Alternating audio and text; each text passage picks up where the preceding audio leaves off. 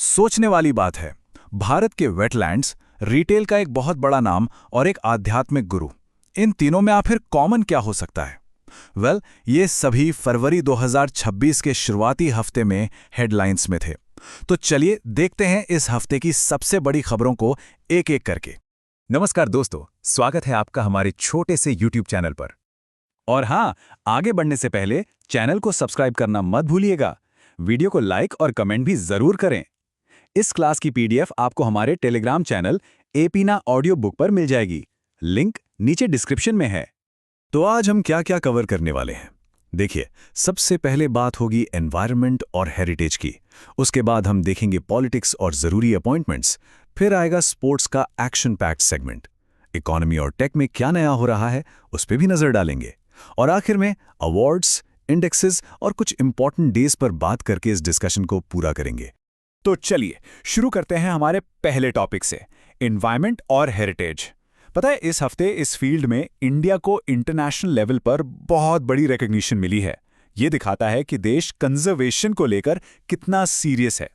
लेकिन इस बड़ी खबर पर आने से पहले एक छोटा सा सवाल, ये रामसर साइट आखिर होती क्या है? देखिए, आसान भाषा में समझें तो ये वेटलैंड्स यानी आर्द्र भूमि के लिए एक तरह का वर्ल्ड हेरिटेज स्टेटस है, मतलब इंटरनेशनली इंपॉर्टेंट जगह। ये 1971 में यूनेस्को की पहल पर एक इंटरनेशनल ट्रीटी हुई थी, जिसका मकसद ही इन जरूरी इकोसिस्टम्स को बचाना है। और इसी के साथ आती है बड़ी खबर। इंडिया ने अपनी लिस्ट में 2 और नई रामसर साइट्स जोड़ दी हैं, 97th और 98th। इसमें एक है पटना बर्ड सेंचुरी। अब नाम से कंफ्यूज मत होइएगा, ये बिहार में नहीं, उत्तर प्रदेश में है। और दूसरी साइट है गुजरात के कच्छ रीजन में, छारी ढांड। ये दोनों ही एडिशंस इन एरियाज की बायोडाइवर्सिटी को प्रोटेक्ट करने के लिए एक बहुत बड़ा कदम है। वेटलैंड से आगे बढ़ते हैं और चलते हैं नेचर के एक इंजीनियरिंग मावल की तरफ, मेघालय के लिविंग रूट ब्रिजेस। ये कोई आम पुल नहीं है। इन्हें खासी और जयांतिया ट्राइब्स ने फाइकस इलास्टिका पेड़ की जड़ों को गाइड करके सालों की मेहनत से बनाया है। और अब ये अद्भुत पुल यूनेस्को वर्ल्ड हेरिटेज साइट बनने के लिए ऑफिशियली नॉमिनेट हो गए हैं। सोच के देखिए कितनी बड़ी बात है। और जानते हैं इसकी टाइमिंग भी कितनी परफेक्ट है, क्योंकि इसी हफ्ते 2 फरवरी को वर्ल्ड वेटलैंड्स डे मनाया गया। और 2026 की थीम क्या थी? Wetlands and traditional knowledge. ये थीम बिल्कुल फिट बैठती है, क्योंकि ये लिविंग रूट ब्रिज इस बात का सबसे बेहतरीन एग्जाम्पल है कि कैसे लोकल कम्युनिटीज जैसे मेघालय में सदियों से नेचर के साथ मिलकर ऐसे कमाल करती आई हैं। अच्छा, अब जरा एनर्जी सेक्टर की तरफ चलते हैं। एक नंबर है जो आपको सुनना चाहिए। ये नंबर इंडिया के रिन्यूएबल एनर्जी में एक मैसिव जंप को दिखाता है। जी हां, 600 मेगावाट्स। ये कैपेसिटी है दुनिया के सबसे बड़े फ्लोटिंग सोलर प्लांट की। सोच सकते हैं, पानी पर तैरता हुआ सोलर प्लांट। ये अब मध्य प्रदेश के खंडवा डिस्ट्रिक्ट में नर्मदा नदी पर ऑपरेशनल हो चुका है। ये कमाल की इंजीनियरिंग है। ये ना सिर्फ क्लीन एनर्जी बनाता है, बल्कि जमीन भी बचाता है। एक तीर से 2 निशाने। सही में एक गेम चेंजर है ये। तो जैसे हमने देखा, एनर्जी और एनवायरनमेंट में काफी कुछ हो रहा है। अब आइए देखते हैं कि पॉलिटिक्स और गवर्नेंस के फ्रंट पर क्या-क्या चेंजेस हुए हैं। इस हफ्ते भी कुछ बहुत इंपॉर्टेंट अपॉइंटमेंट्स और डिसीजंस लिए गए। इस हफ्ते की एक बहुत बड़ी थीम रही है विमेन इन लीडरशिप। महाराष्ट्र को सुनेत्रा पवार के रूप में अपनी पहली महिला डिप्टी सीएम मिली। मणिपुर में भी नेमचा किपगेन पहली महिला डिप्टी सीएम बनी हैं, जो कुकी कम्युनिटी से आती हैं। और इतना ही नहीं, निवेदिता दुबे ने एयरपोर्ट अथॉरिटी ऑफ इंडिया की पहली महिला डायरेक्टर बनकर इतिहास रच दिया है। ये सभी अपॉइंटमेंट्स वाकई में हिस्टोरिक हैं। अब बात करते हैं इंटरनेशनल रिलेशंस और डिफेंस की। इंडिया ने किर्गिस्तान के साथ अपनी पार्टनरशिप को और मजबूत किया है। असम में खंजर नाम की जॉइंट मिलिट्री एक्सरसाइज का 13th एडिशन हुआ। इस तरह की एक्सरसाइजेज काउंटर टेररिज्म ट्रेनिंग और रीजनल स्टेबिलिटी के लिए बहुत जरूरी होती हैं। देश के अंदर पानी से जुड़े विवाद एक गंभीर मुद्दा है। ऐसा ही एक लंबा विवाद कर्नाटक और तमिलनाडु के बीच पेन्नार नदी के पानी को लेकर चल रहा है। इसमें अब एक बड़ा डेवलपमेंट हुआ है। सुप्रीम कोर्ट ने इस मसले को सुलझाने के लिए एक डेडिकेटेड ट्रिब्यूनल बनाने का ऑर्डर दिया है।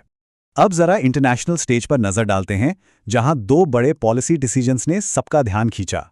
एक तरफ जियोपॉलिटिक्स में यूरोपियन यूनियन ने ईरान के इस्लामिक रेवोल्यूशनरी गार्ड कॉर्प्स यानी IRGC को एक टेररिस्ट ग्रुप डिक्लेयर कर दिया है।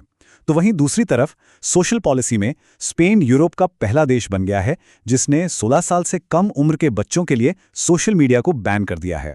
ऑस्ट्रेलिया दुनिया में पहला था, अब स्पेन ने यूरोप में ये कदम उठाया है। चलिए अब पॉलिटिक्स और पॉलिसी से थोड़ा ब्रेक लेते हैं और चलते हैं स्पोर्ट्स की दुनिया में। इस हफ्ते मैदान पर बहुत एक्शन देखने को मिला, नए चैंपियंस बने और कुछ कमाल के मोमेंट्स भी आए। साल का पहला ग्रैंड स्लैम ऑस्ट्रेलियन ओपन, और इस बार हमें नए चैंपियंस देखने को मिले। मेंस सिंगल्स में स्पेन के कार्लोस अल्काराज ने आखिरकार नोवाक जोकोविच को हराकर अपना टाइटल जीत लिया, और विमेन सिंगल्स में एलेना राइबाकिना ने आरियाना सबलेंका को मात देकर ट्रॉफी अपने नाम की। क्रिकेट की बात करें तो विमेंस प्रीमियर लीग यानी WPL का फाइनल भी इसी हफ्ते हुआ। रॉयल चैलेंजर्स बैंगलोर ने दिल्ली कैपिटल्स को हराकर ट्रॉफी उठाई। जीत RCB की हुई, लेकिन शो को स्टील किया सोफी डिवाइन ने। उन्हें ना सिर्फ पर्पल कैप मिली बल्कि प्लेयर ऑफ द टूर्नामेंट का अवार्ड भी उन्हीं के नाम रहा। स्मृति मंधाना ने ऑरेंज कैप जीती और नंदिनी शर्मा इमर्जिंग प्लेयर बनी। और स्पोर्ट्स में एक्शन यहां खत्म नहीं हुआ। प्रो रेसलिंग लीग में हरियाणा थंडर्स ने दिल्ली को हराया। विमेंस नेशनल कबड्डी में भी हरियाणा ने इंडियन रेलवेज को हराकर जीत हासिल की। बैडमिंटन में इंडिया की देविका सिहाग ने थाईलैंड मास्टर्स जीतकर अपना पहला BWF सुपर 300 टाइटल अपने नाम किया। और आने वाले कल की बात करें तो 2026 के विंटर ओलंपिक्स इटली के मिलान और कॉर्टिना शहरों में होंगे। खेल के मैदान से निकलकर अब चलते हैं बिजनेस और टेक्नोलॉजी के मैदान में। यहां भी इस हफ्ते कुछ ऐसे नए आइडियाज और इनोवेशन सामने आए हैं जो शायद हमारे काम करने और जीने के तरीके को बदल दें। राइड हेलिंग ऐप्स जैसे ओला, उबर तो हम सब यूज करते हैं, लेकिन सोचिए एक ऐसी ऐप जिसमें कंपनी के मालिक ड्राइवर्स खुद हों। जी हां, भारत टैक्सी इसी कोऑपरेटिव मॉडल पर काम करती है। यहां पर जो भी प्रॉफिट होता है वो सीधा ड्राइवर्स को मिलता है, ना कि किसी बड़ी कॉर्पोरेट कंपनी को। इसका मकसद है ड्राइवर को एम्पावर करना। अब एक और कमाल की ऐप देखिए, पिल्लो AI, जो आंध्र प्रदेश में लॉन्च हुई है। ये छोटे छोटे दुकानदारों की जिंदगी आसान करने के लिए बनाई गई है। इसमें कुछ टाइप नहीं करना पड़ता। दुकानदार को बस अपनी भाषा में बोलना है कि क्या बेचा, क्या खरीदा। बस ऐप का वॉइस AI खुद ब खुद बिल और इनवॉइस बना देता है और सारे अकाउंट्स मैनेज करता है। कितना आसान हो गया ना सब कुछ। एक और नंबर, और ये नंबर इतना बड़ा है कि इसने ग्लोबल रिटेल इंडस्ट्री में एक नया रिकॉर्ड बना दिया है। $1 ट्रिलियन। जी हां, 1 ट्रिलियन। ये मार्केट कैपिटलाइजेशन है वॉलमार्ट का। इसके साथ ही वॉलमार्ट दुनिया की पहली रिटेल कंपनी बन गई है जिसने इस आंकड़े को छुआ है। ये माइलस्टोन सिर्फ वॉलमार्ट की सक्सेस नहीं बताता, बल्कि ये भी दिखाता है कि कंज्यूमर इकोनॉमी कितनी विशाल हो चुकी है। इसके अलावा भी कुछ जरूरी अपडेट्स हैं। यंत्र इंडिया लिमिटेड को मिनी रत्न का स्टेटस मिल गया है, जिससे अब वो 500 करोड़ तक का इन्वेस्टमेंट बिना गवर्नमेंट अप्रूवल के कर सकती है। स्पेस टेक में US स्टार्टअप वास्ट स्पेस दुनिया का पहला प्राइवेट स्पेस स्टेशन हेवन 1 बना रहा है। डिफेंस में रशिया ने एक नई न्यूक्लियर सबमरीन लॉन्च की है, और एक बहुत ही अच्छी पहल में केरला इंडिया का पहला स्टेट बन गया है जिसने सीनियर सिटीजन्स के लिए एक अलग से बजट पेश किया है। तो अब हम आ गए हैं अपने आखिरी सेगमेंट पर। चलिए देखते हैं कि अवार्ड्स, इंडेक्सेस और रिकग्निशंस के मामले में इंडिया कहां खड़ा है। ग्लोबल स्टेज पर देश का क्या प्रभाव है। एक नंबर है 32। ये नंबर एक ऐसी ग्लोबल इंडेक्स में इंडिया की रैंक है जो सिर्फ इकोनॉमी या मिलिट्री पावर नहीं, बल्कि उससे भी आगे की चीज मापती है। तो इंडिया को 2016 की ग्लोबल सॉफ्ट पावर इंडेक्स में 32nd रैंक मिली है। सवाल उठता है, ये सॉफ्ट पावर है क्या?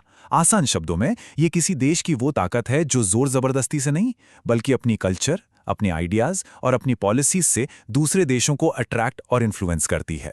इस लिस्ट में टॉप पर USA, चाइना और जापान है। अब चलते हैं म्यूजिक की दुनिया के सबसे बड़े अवार्ड्स ग्रैमीज की तरफ। इस साल 68th ग्रैमी अवार्ड्स में कुछ ऐसा हुआ जो पहले कभी नहीं हुआ था।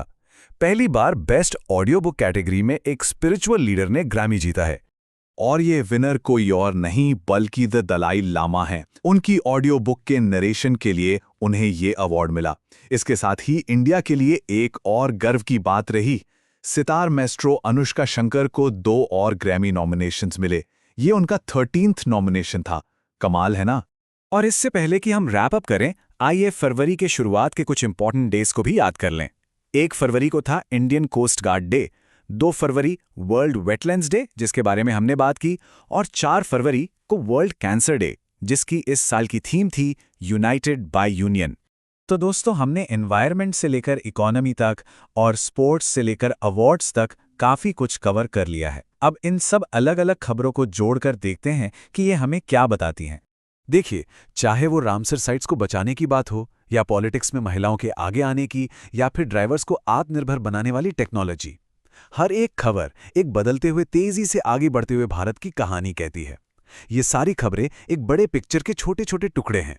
तो सवाल ये है कि अगले हफ्ते इस तस्वीर में कौन से नए रंग भरेंगे?